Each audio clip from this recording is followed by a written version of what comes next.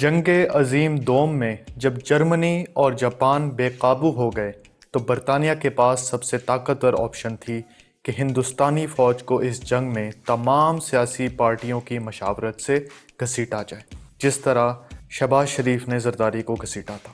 مئی 1940 میں چرچل برطانیہ کے وزیر اعظم بنتے ہیں اور جون 1940 میں فرانس، پولینڈ اور بیلجیم پر قبضہ ہو جاتا ہے۔ ایسے میں کانگریس اس جنگ میں برطانیہ کا ساتھ تو دینا چاہتی ہے، مگر صرف اس شرط پر کہ ہندوستان کو مکمل طور پہ پاور سونپ دی جائے۔ اس پلان کو عملی جامہ پہنانے کے لیے لارڈ للتھگو نے کانگریس اور مسلم لیگ کو ایک آفر پیش کی، جس کو اگست آفر کے نام سے جانا جاتا ہے۔ یہ ایک وائٹ پیپر تھا۔ 8 اگست 1940 کو لارڈ للتھگو اپنی تقریر میں اس آفر کا اعلان کرتے ہیں۔ اس آفر کے مطابق برطانیہ نے وعدہ کیا کہ ہندوستان میں ایک نئی تبدیلی لائی جائے گی، جس کے مطابق ہندوستانی پہلی مرتبہ آئین ساز کونسل میں شمولیت اختیار کریں گے اور ڈومینین سٹیٹس کے ساتھ ساتھ ان کو آئین کی تشکیل میں بھی کسی قسم کی رکاوٹ کا سامنا نہیں کرنا پڑے گا۔ برطانیہ نے یقین دلایا کہ اب وائس رائے کی ایگزیکٹو کونسل میں پہلے سے زیادہ ہندوستانی ہوں گے، جن کا تعلق مختلف کمیونٹیز سے ہوگا۔ یہ بات مسلم لیگ کے لیے خوش آئند تھی کہ پہلی بار اقلیتوں کو ویٹو پاور دی جا رہی تھی۔ برطانیہ نے یہ بھی وعدہ کیا کہ جس سسٹم کی نفی طاقتور عناصر کریں گے، وہ سسٹم ہندوستان کی فلاح اور بہبود کے لیے کبھی بھی رائج نہیں کیا جائے گا، اور وہی سسٹم رائج ہوگا جس سے تمام پارٹیاں اور کمیونٹیز متفق ہوں گی۔ مسلم لیگ بھی پر امید تھی کہ اب سے برطانیہ ان کی مشاورت کے بغیر آئین تشکیل نہیں دے گا۔ اس آفر کے تحت ایک وار ایڈوائزری کونسل بھی بنائی جائے گی، جس میں ہندوستانی بھی شرکت کریں گے اور جنگ سے متعلق منصوبہ بندی ہوگی۔ پس منظر کے طور پہ یہ بات جاننا نہایت ہی اہم ہے کہ جنگ عظیم دوم میں برطانیہ اعلان کرتا ہے کہ ہندوستان اس جنگ میں برطانیہ کا ساتھ دے گا۔ یہ بات کانگریس کو ناگوار گزرتی ہے، کیونکہ کانگریس اس وقت پاور میں تھی اور اس سب میں اس سے کوئی مشورہ نہیں لیا جاتا۔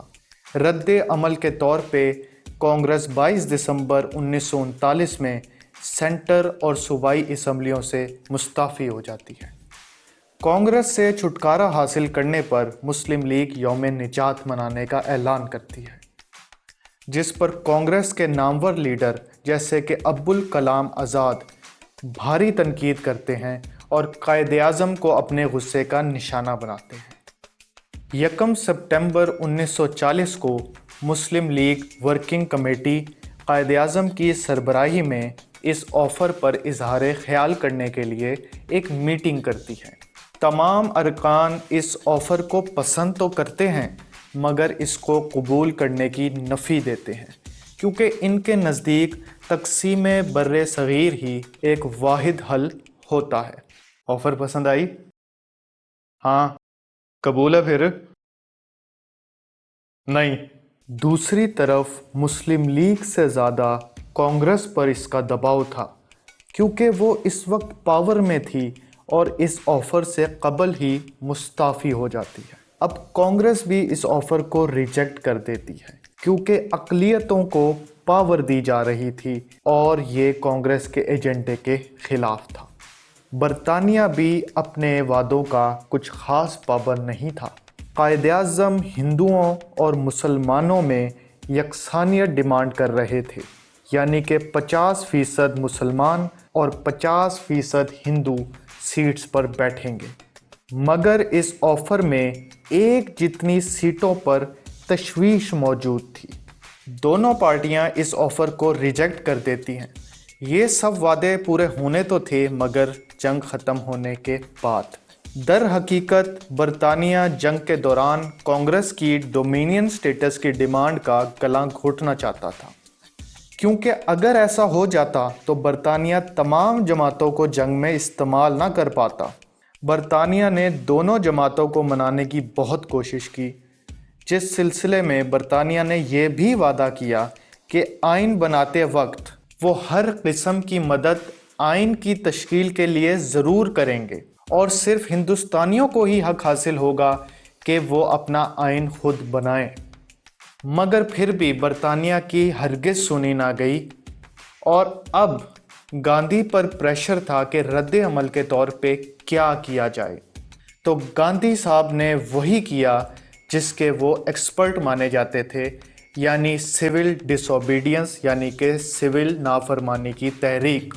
یہ تحریک ایک خاص انداز سے ستیہ گرہ کے نام سے شروع ہوتی ہے، جس میں برطانیہ کو یہ دکھایا جاتا ہے کہ ابھی تو یہ لوگ وائلنٹ نہیں ہیں، مگر مستقبل میں اس بات کی کوئی گارنٹی نہیں ہے۔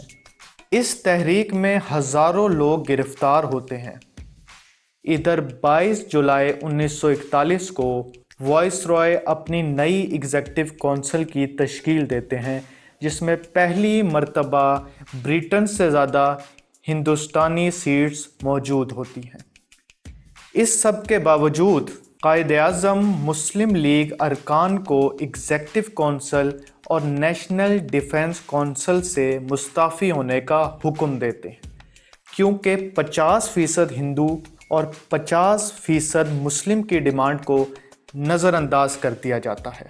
2 جولائی 1942 میں وائس رائے اپنی ایگزیکٹو کونسل کو 12 ممبران سے بڑھا کر 15 کر دیتے ہیں اور پہلی مرتبہ ایک ہندوستانی وار ایڈوائزر کے طور پر سامنے آتے ہیں، جن کا نام تھا سر فیروز خان نون۔